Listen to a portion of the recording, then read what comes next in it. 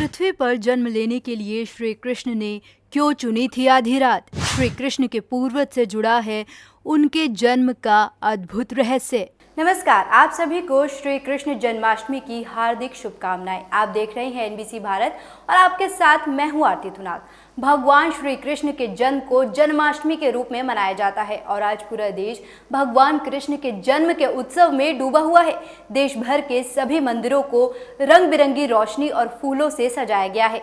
श्री कृष्ण के जन्म की कथा भागवत पुराण सहित कई पुराणों में मिलती है। भागवत पुराण के अनुसार हमारे आराध्य श्री कृष्ण का जन्म मध्य रात्रि में हुआ था।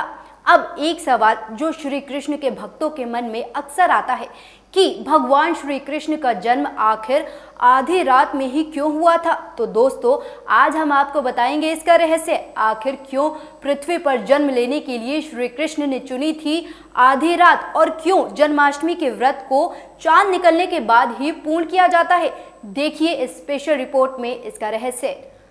द्वापर युग में मथुरा का राजा था कंस, जो एक अत्याचारी राजा था। उसने अपने पिता भोजवंशी राजा उग्रसेन को छल से राज सिंहासन से उतारकर खुद मथुरा पर राज करने लगा।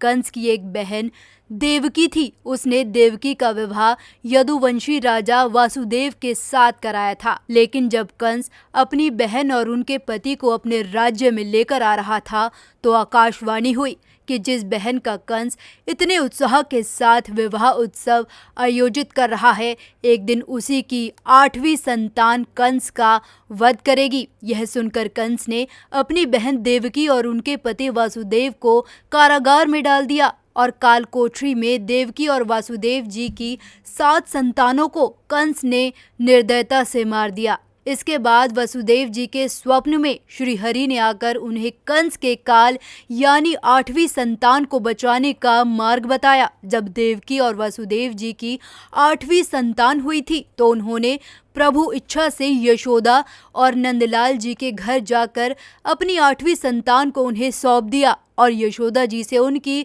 नवजात कन्या को लेकर कारागार में वापस लौटे। जब कंस को अपनी बहन की 8वीं संतान होने की सूचना मिली तो वह उस संतान को मारने के लिए कालकोठरी में आया। लेकिन जैसे ही उसने उस कन्या को हाथ में लेकर मारने की कोशिश की, बच्ची उसके हाथ से उछलकर हवा में एक देवी के रूप में प्रकट हुई। यह देवी कोई और नहीं, योग माया थी। अब कंस का अंत तो भगवान श्री कृष्ण के हाथ होना तय था। Get ready for the ultimate experience at the Sports and Fitness Expo 2024. Join us at Pragati Maidan from the 29th to 31st of August for an event like no other. This is the 12th edition of the Expo and it's bigger and better than ever before. With over 25,000 business visitors, more than 40,000 products on display, and live game activities that promise a lot of fun. This is an event you simply cannot miss. So what are you waiting for? Come on and join us at the Sports and Fitness Expo 2024.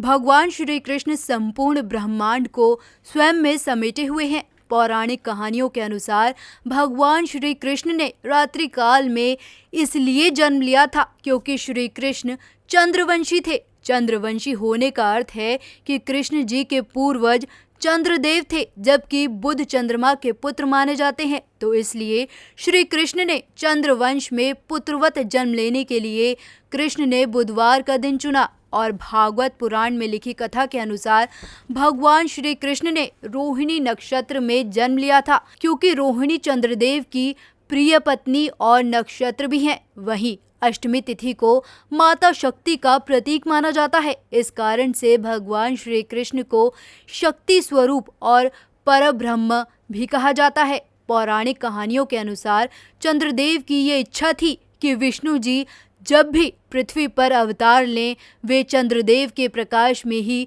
धरती पर आए, जिससे कि चंद्रदेव प्रत्यक्ष रूप से उनके दर्शन कर सके। इसलिए जब श्री कृष्ण का जन्म मध्य रात्रि में हुआ था तो संपूर्ण वातावरण प्रकाशमान हो गया था। संपूर्ण वातावरण में सकारात्मकता छा गई थी। आगे चलकर श्री कृष्ण को यशोदा जी और नंदलाल जी ने पाला और कृष्ण ने मथुरा आकर कंस का वध करके सभी मथुरा वासियों को उसके अत्याचारों से मुक्त कराया।